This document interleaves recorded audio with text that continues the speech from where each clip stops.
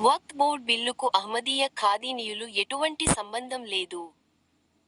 ఖాదీనీయులు అసలు ముస్లింలే కాదు. కరీంనగర్ ఉమ్మడి జిల్లాల మస్జిద్ ఈద్గా కబ్రిస్తాన్ మేనేజ్మెంట్ కమిటీ అధ్యక్షుల అసోసియేషన్ అధ్యక్షులు మహమ్మద్ ముజాహిద్ హుస్సేన్ వెల్లడి.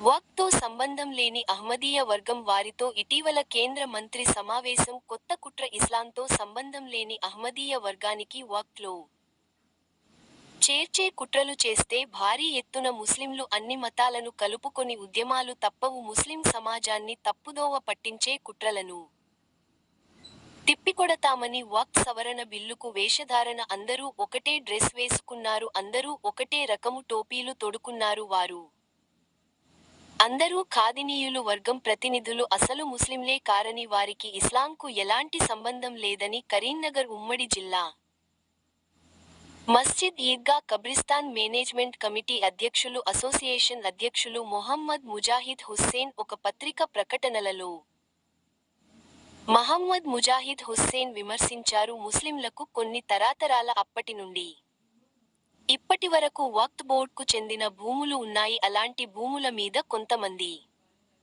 దృష్టి పడటం వలన ఆ యొక్క భూములను ఎలా కబ్జా చేయాలని దృష్టితో ఇటీవల పార్లమెంట్లో మరియు రాజ్యసభలో వక్ఫ్ బోర్డ్కు సంబంధించిన బిల్లును ప్రవేశపెట్టి ఆమోదం పరిచి కొన్ని గంటలలోనే కొన్ని రాష్ట్రాలలో వక్ఫ్ బోర్డ్ భూములలో నాగలి బెట్టి దున్నటం, కొన్ని దీని మదర్సలను సిల్వేయటం ఇలాంటి సంఘటనలు జరిగినవి. దీనిమీద ఆల్ ఇండియా ముస్లిం పర్సనల్ లా బోర్డు భారతదేశంలో సుప్రీంకోర్టులో న్యాయం జరుగుతుందని ఉద్దేశ్యముతో కోర్టులో కేసులు వేయటం జరిగింది. మాకు సుప్రీంకోర్టు న్యాయస్థానంలో మాకు న్యాయం తప్పకుండా జరుగుతుందని భారతదేశంలో ఉన్న ముస్లిం సోదరులు ప్రతి ఒక్కరూ ఆశాబెట్టుకున్నారని మహమ్మద్ ముజాహిద్ హుస్సేన్ ఈ సందర్భంగా అన్నారు. సుప్రీంకోర్టులో తప్పకుండా ముస్లింలకు న్యాయం జరుగుతుందని ముస్లింలు అందరూ ఎదురుచూస్తున్నారని కరీంనగర్ ఉమ్మడి జిల్లాల మస్జిద్ ఈద్గా కబ్రిస్తాన్ మేనేజ్మెంట్